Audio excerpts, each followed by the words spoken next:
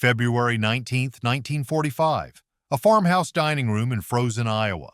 3 German prisoners of war sat stiff in their chairs, staring at a table they couldn't believe was real. Roast chicken, mashed potatoes swimming in butter, fresh bread still steaming, apple pie, real coffee. More food than a German family would see in a month. All this for one meal? One of them whispered it in German, voice breaking.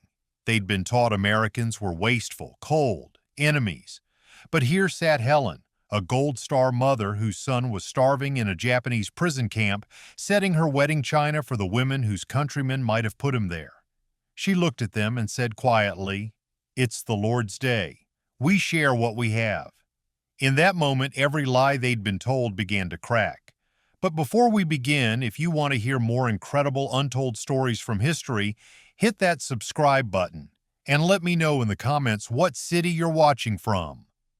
The military truck groaned to a stop at the end of a dirt road that cut through endless white fields like a scar through snow.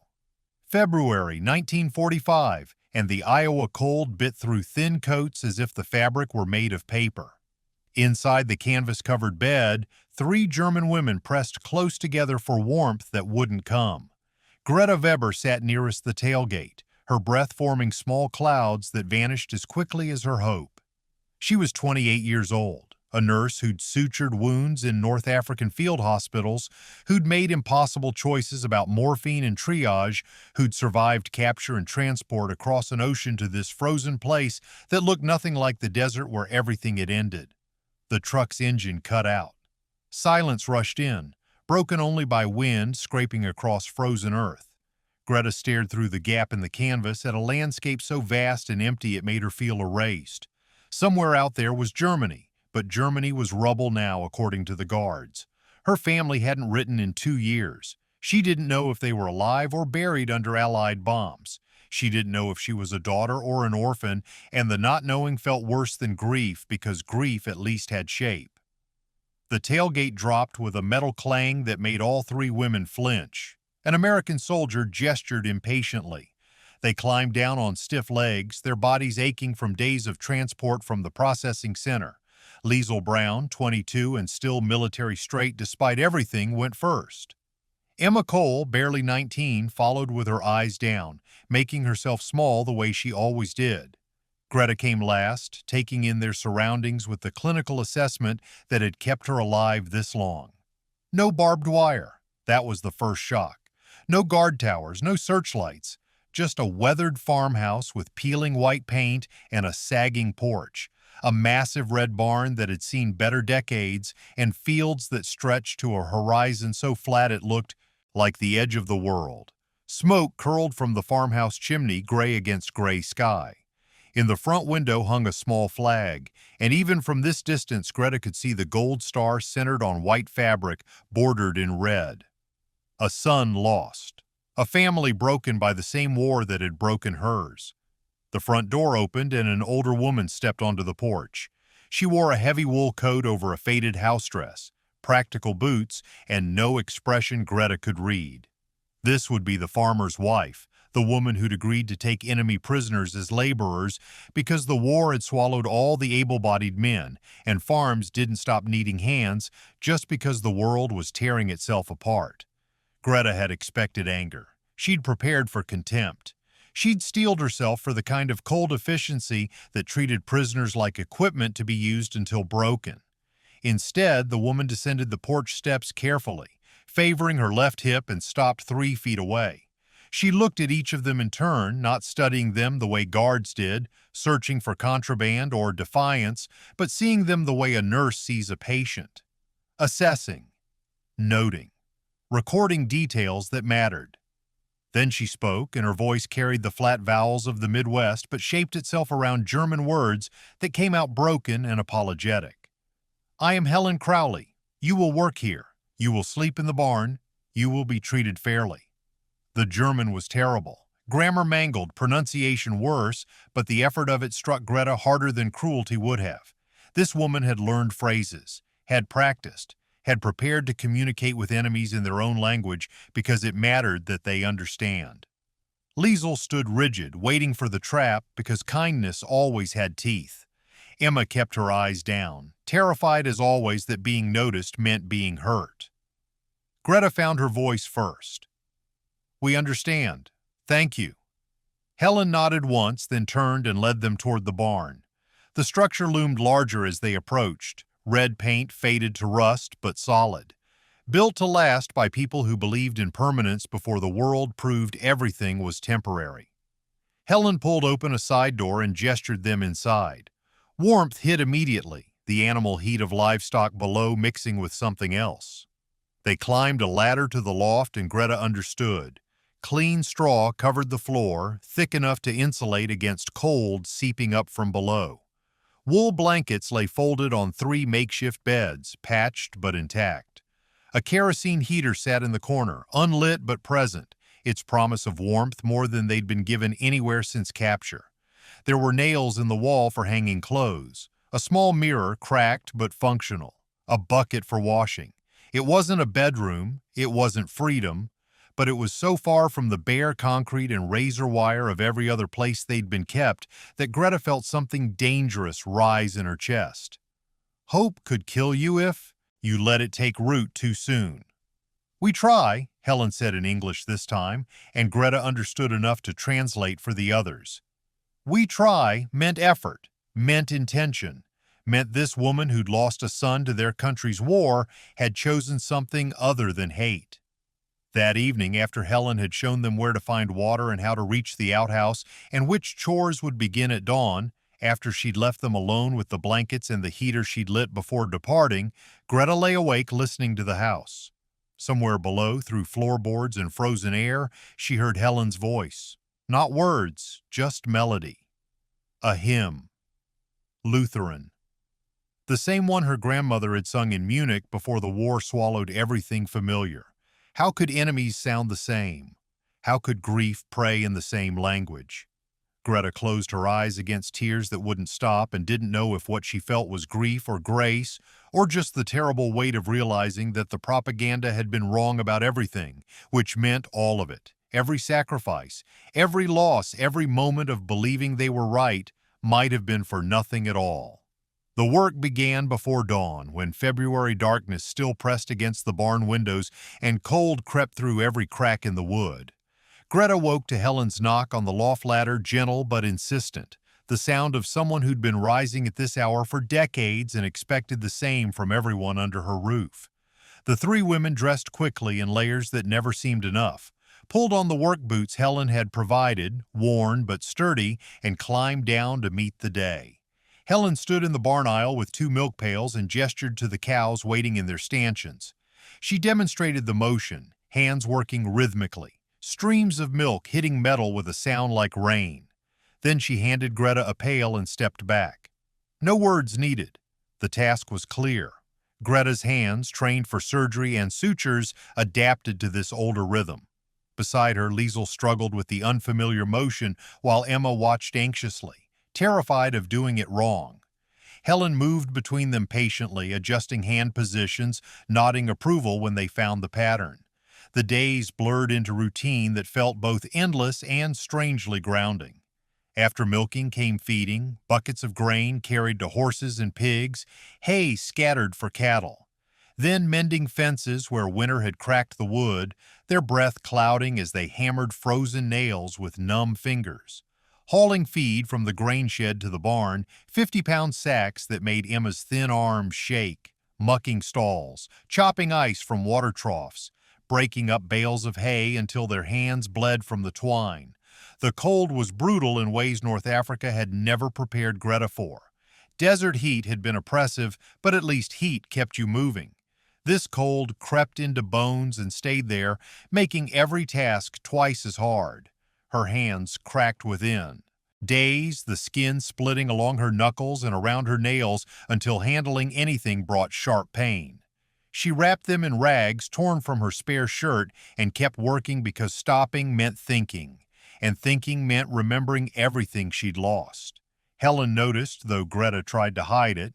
The older woman appeared one morning with a small tin, opened it without ceremony and reached for Greta's hands. The balm inside smelled of sheep and herbs, thick and greasy. Helen scooped some out and began working it into Greta's torn skin with firm, practiced motions. Her hands were work-roughened, farmers' hands that had delivered calves and kneaded bread and buried a husband. These same hands now tended the wounds of a woman whose country had killed her son. Greta's throat tightened. She wanted to pull away, to refuse this kindness that felt too heavy to accept, but Helen's grip was sure. When she finished with Greta, she moved to Liesel, then Emma, treating all three with the same matter-of-fact care. Finally, Helen spoke, her voice quiet in the cold barn. "I asked God what he wanted. He said their mothers are praying too." The English was simple enough that Greta understood. She translated for the others, and Emma began to cry silently, tears tracking down her wind-burned cheeks. Liesel stood rigid, jaw clenched, fighting the kind of emotion that would crack the military bearing she clung to like armor. Greta just nodded, unable to trust her voice because Helen was right.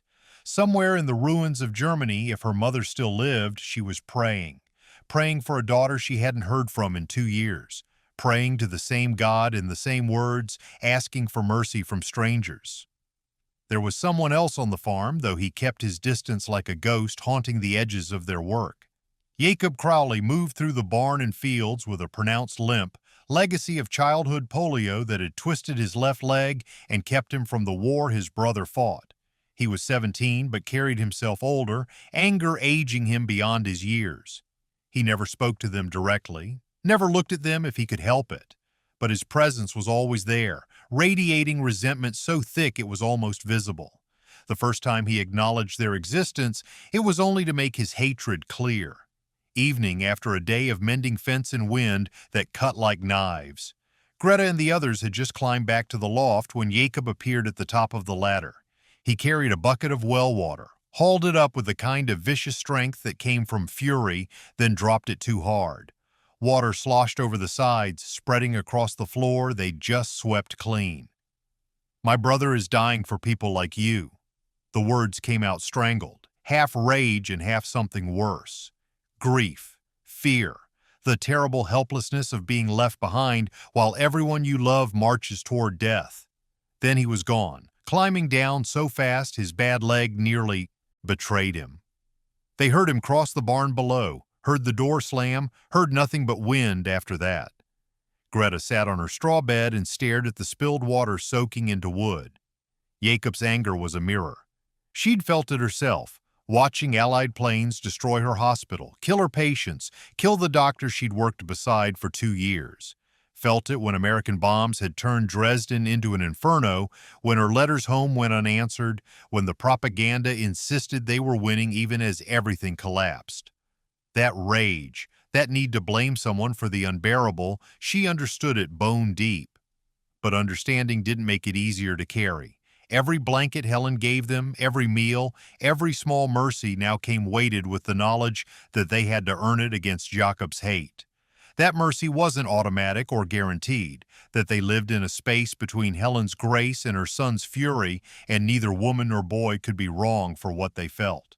Weeks passed in cold and work and careful silence. Helen taught them English words for everything they touched: hammer, cow, snow, fence, milk. She pointed and repeated until they could ask for tools, report problems, understand instructions. She never asked about the war, never questioned why they'd served or what they'd done, just taught them the language of surviving this place, one word at a time. Then Jacob left the book. Greta found it one evening on the barn workbench, battered and spine-cracked from reading. Huckleberry Finn. No note, no explanation. But when she opened it, a pressed wildflower marked a page near the middle. Purple petals, fragile as hope. She read the marked passage in the dim light of the kerosene heater. A boy running from everything he knew, trying to figure out what was right when the whole world told him he was wrong. She closed the book carefully and set it back on the bench, leaving the flower where Jacob had placed it, a tiny bridge between enemies. An offering made without words because words were still too dangerous, but silence could carry weight that speech couldn't. That night she lay awake knowing something had shifted. Not forgiveness, not friendship, just the smallest acknowledgement that maybe, possibly, they were more than what the war had made them. Saturday evening, Helen appeared at the barn with an announcement that stopped all three women mid-task. Tomorrow was Sunday. They would join the family for dinner after church, not in the kitchen where prisoners might reasonably eat. In the dining room, at the table. Greta protested immediately, her English still halting but clear enough. It was too much. Inappropriate. Dangerous for Helen if anyone found out. The older woman cut her off with a hand raised, her voice firm in a way it hadn't been before. "I will not eat in front of the hungry. That is not Christian."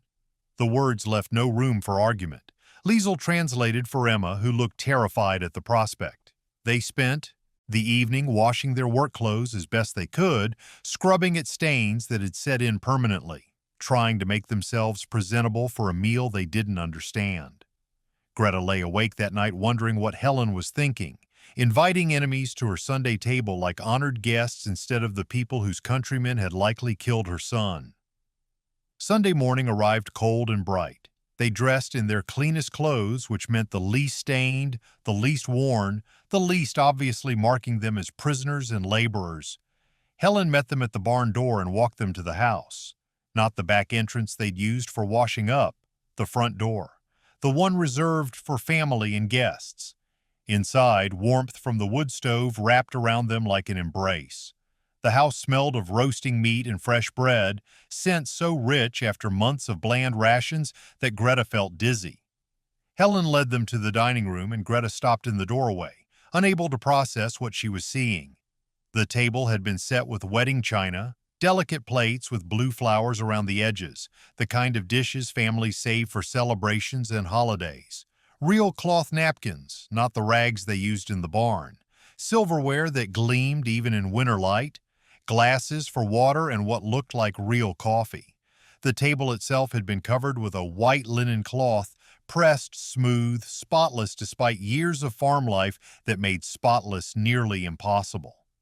Jacob sat at one end, jaw clenched so tight Greta could see the muscle jumping beneath his skin. He stared at his empty plate like it held answers he was afraid to find. Helen gestured them to chairs on the side, across from where she would sit. They lowered themselves carefully, afraid of breaking something, afraid of taking up space they hadn't earned. Then the food came. Helen brought it from the kitchen in a procession of plenty that seemed impossible given the rationing Greta knew governed American households. A roast chicken, golden brown and glistening with herb-flecked gravy. Mashed potatoes in a serving bowl, butter pooling yellow in the center, fresh baked bread, 3 loaves still steaming, crust cracking under its own heat. Green beans from jars Helen had preserved last summer, seasoned with bacon that made the whole room smell like comfort. An apple pie, cinnamon sugar crystallized on the crust, waiting for after. Greta stared. In 3 years of war, rationing, prison camps, and military transport, she had not seen a meal like this. Not even close. In Germany, before she'd been deployed, civilians had been living on potato soup and bread made with sawdust to stretch the flour. A chicken was a Christmas miracle. Butter was a memory. This single Sunday meal represented more food than a German family would see in a month, maybe longer now that everything was ruins and starvation. Emma whispered in German, her voice breaking with something between awe and grief. All this for one meal? Helen didn't understand the words, but she read the shock written on their faces. She settled into her chair and spoke quietly, including Jakob in her gaze, though he wouldn't look up.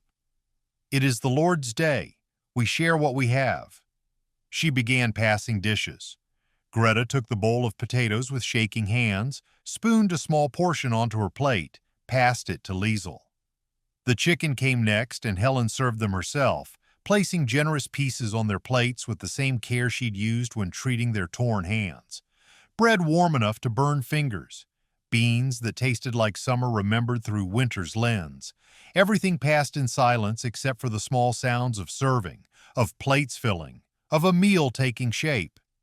They ate slowly, trying not to seem desperate, even though hunger had been their constant companion for so long they'd forgotten what satisfied felt like. The chicken was tender, seasoned with herbs Greta couldn't name. The potatoes were smooth and rich with cream and butter. The bread dissolved on the tongue. Every bite felt stolen, undeserved, impossible to reconcile with their status as prisoners, enemies, people who had fought for the country that had killed Helen's son. Halfway through the meal, Jakob's fork clattered against his plate. The sound cracked through the quiet like a gunshot. His hands were shaking, his face contorted with emotion he'd been holding back for too long. Why are we doing this? They're Nazis. They would have starved us. His voice broke on the last word, fury dissolving into something raw. Pain. Fear.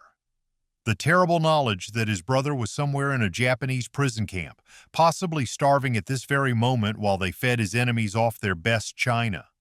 Helen's hand covered his, small and weathered against his work-roughened knuckles. Her voice stayed steady, gentle but immovable. We do not know what they would have done. We only know what we will do. Silence filled the space where Jakob's anger had been. Greta felt the weight of that moment, the choice Helen was making visible. Not ignorance, not naivete. Deliberate mercy chosen despite knowledge of what war did, what soldiers did, what enemies were capable of doing. Mercy as an act of will, not weakness. Greta found her voice, the words coming out in broken English she'd been practicing in her head for weeks. Her first full sentence directed at this family that had shown her more kindness than she knew how to carry. I treat American. In field hospital. Before capture. I give water. Morphine. Same as German.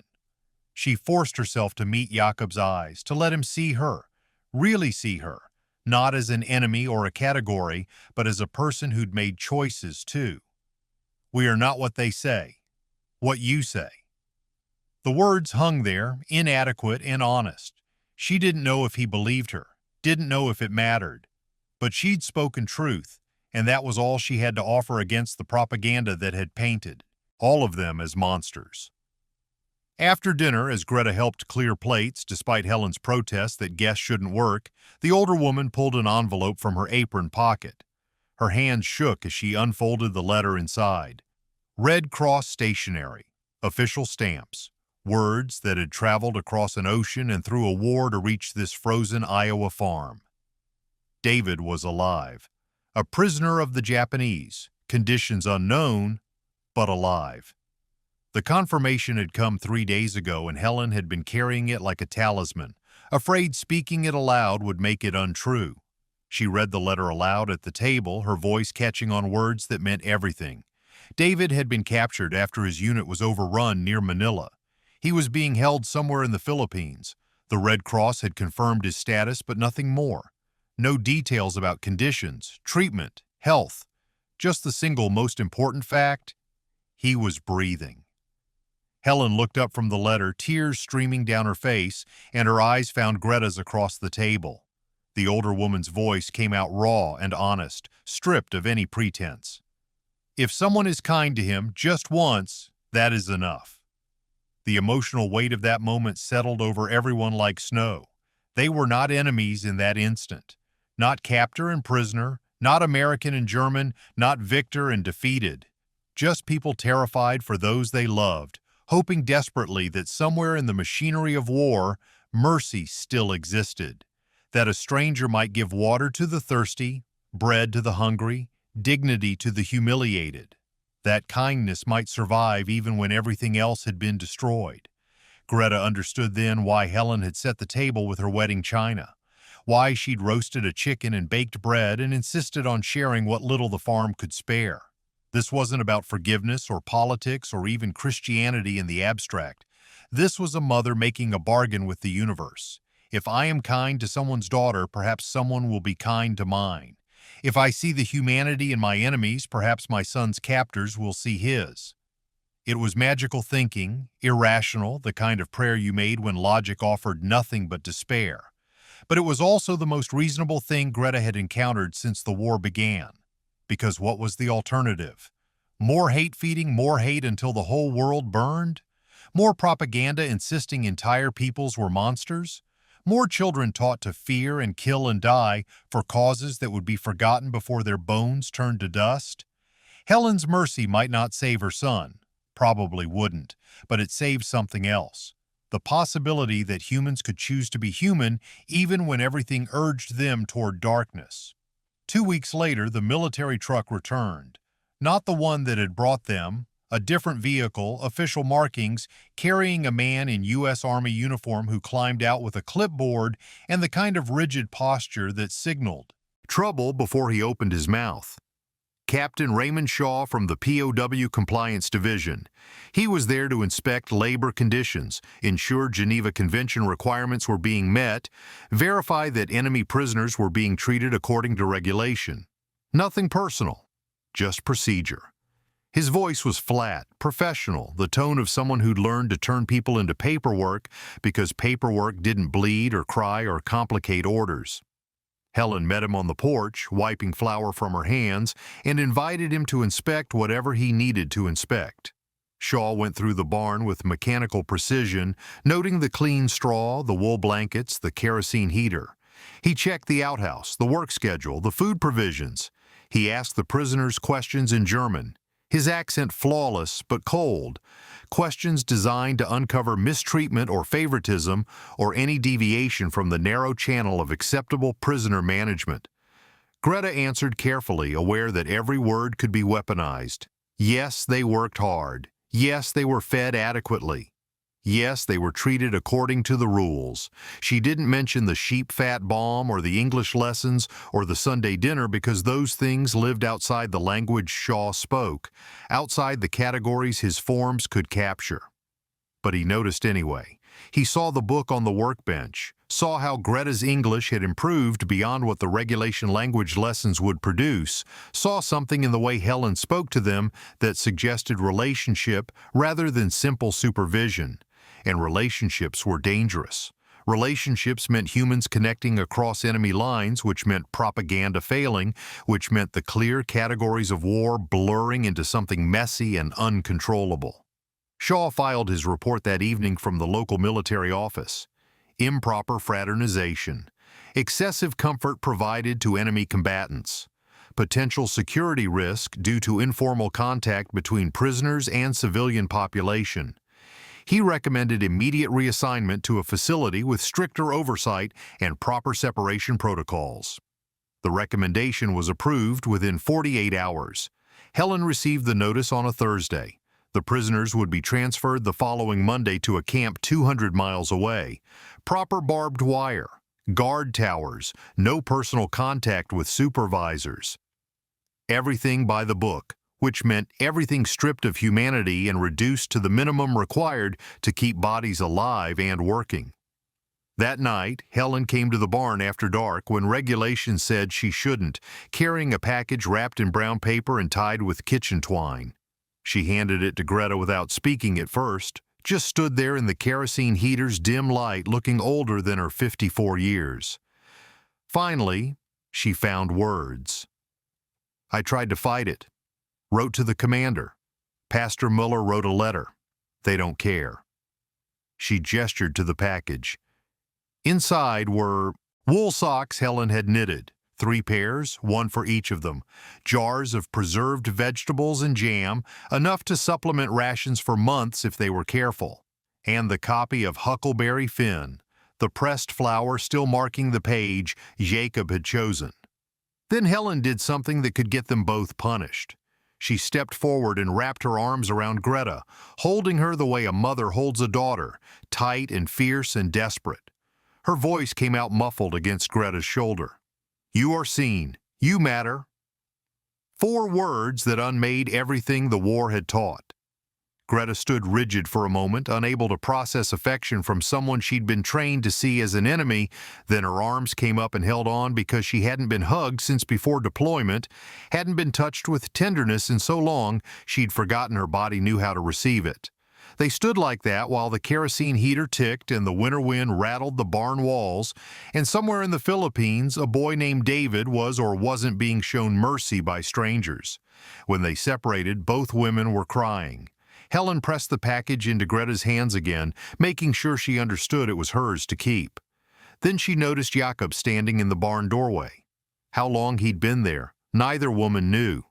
But he wasn't hiding. wasn't pretending he hadn't seen.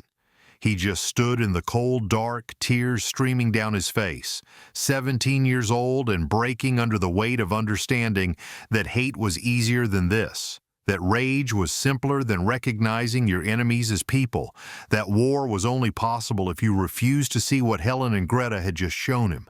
He didn't speak, didn't approach, just stood there crying while his mother walked past him into the night. But something in his face had changed. The anger was still there, the grief, the fear for his brother. But underneath it now was something else. Recognition. The terrible, beautiful understanding that mercy cost more than hate, required more strength than violence, and mattered more than victory. Monday morning arrived gray and frozen. The military truck came at dawn. The three women climbed into the back with their thin coats and the package Helen had given them, protected now in a canvas bag Emma had sewn from old feed sacks. As the truck pulled away, Greta looked back through the gap in the canvas. Helen and Jacob stood in the frozen yard, two small figures against endless white fields, watching the truck carry away three women they'd learned to see as human. Greta watched until they disappeared from view, then turned to face forward, toward whatever came next, carrying the memory of Sunday dinner and pressed wildflowers like evidence that mercy was real even when everything else felt like lies. The new camp was exactly what regulations required and nothing more. Barbed wire fencing topped with coils that caught light like frozen snakes. Guard towers at each corner, manned by soldiers who looked through prisoners instead of at them. Barracks instead of barn lofts, rows of bunks packed so close that privacy became a memory. The work was similar, farm labor for nearby operations that had lost men to the war, but the separation was absolute. No conversation with supervisors beyond what tasks required. No shared meals, no kindness that wasn't mandated by Geneva Convention minimums. Greta had expected this, had prepared for it during those weeks at the Crowley farm, knowing it couldn't last, that regulations existed to prevent exactly what had happened there. Connections between enemies, recognition of shared humanity, the dangerous possibility that people might choose mercy over hate if given the chance. So she returned to the numbness that had carried her through North Africa, through capture, through transport across an ocean. She worked, she ate, she slept, she survived. Liesel adapted by becoming more military, more rigid, clinging to the structure and hierarchy that gave shape to chaos. She organized the other prisoners in their barracks, maintained schedules, enforced cleanliness standards that kept them busy and distracted. Emma withdrew into herself, making herself smaller and quieter, trying to become invisible because invisibility had always been her best defense. They didn't talk about the farm. Talking about it hurt too much, made the contrast too sharp between mercy remembered and mercy absent. Summer came. The war in Europe ended. Germany surrendered unconditionally, and the reality of that defeat settled over the German prisoners like ash. They'd known it was coming, had felt it in the progression of news over months, but knowing and experiencing were different things. Their country was gone, not just defeated but erased, carved into zones controlled by nations that had every reason to want vengeance. The women waited for news of repatriation, of being sent home to whatever remained, but the processing was slow, bureaucratic, grinding through thousands of prisoners with the same mechanical efficiency that had processed them into camps in the first place. Greta felt the weight differently than surrender or even capture. She'd survived. That should have meant something. But survival for what? To return to rubble? To search for family members who were probably dead, buried in collapsed buildings or lost in the chaos of a continent reorganizing itself through violence? Her training as a nurse felt meaningless in a world where the injured numbered in the millions and resources existed for almost none. What was she supposed to rebuild? What was she supposed to hope for? August arrived hot and heavy. The camp became an oven during the day, barracks trapping heat until sleeping felt impossible. Greta lay awake on nights when the air barely moved, listening to other women cry quietly into their thin pillows, grieving for everything lost, everyone dead, all the futures that would never happen, because They'd believed propaganda that promised victory and delivered annihilation instead. Then a letter came. The camp administrator called her name during afternoon assembly, handed her an envelope that had been inspected, approved, forwarded through proper channels. The return address was written in handwriting she'd memorized during those weeks of mercy. Crowley Farm, Iowa. Greta waited until evening until she could find a corner of the barracks that felt almost private before opening it. Inside was a photograph, black and white, showing Helen and Jacob standing in front of a white church, both dressed in their Sunday clothes, both smiling. A pressed flower, purple petals fragile between two pieces of tissue paper, and 2 pages in Helen's careful script. The letter talked about ordinary things first. The harvest had been good despite labor shortages. They'd rebuilt the shed that collapsed in spring storms. The new calf was thriving. Jacob was talking about studying agriculture at the state college if they could afford it. Then Helen wrote about David. He'd come home in June, transported by hospital ship from Manila to San Francisco, then by train across a country that looked nothing like the tropical hell he'd survived. He was thin, scarred by malaria and malnutrition and things he wouldn't talk about, things that woke him screaming some nights. But he was alive. He'd walked off that train on his own legs, had hugged his mother so hard her ribs ached, had cried in Jakob's arms while his younger brother held him up. Then Helen wrote the words that broke something open in Greta's chest. I think of you every Sunday when I set the table. I pray you made it home. I pray someone was kind to you even once the way I hope someone was kind to David. You reminded me that my enemy is a person. That is a gift. I will carry it the rest of my days. Greta read those words 3 times, 4 until they blurred through tears she'd been holding back for months. Since capture, since the Sunday dinner, since watching the farm disappear through canvas gaps while the truck carried her toward exactly the kind of imprisonment she'd expected from the beginning. She'd survived by not feeling, by turning herself into a machine that worked and ate and slept without processing emotion because emotion was a luxury prisoners couldn't afford. But Helen's letter demanded feeling, demanded recognition that mercy had been real, not imagined, that it had mattered to Helen even if Greta never saw her again. That one Sunday dinner, one pressed flower, one moment of being seen as human instead of enemy had weight enough to carry across oceans and through months and into whatever future waited beyond these barbed wire fences.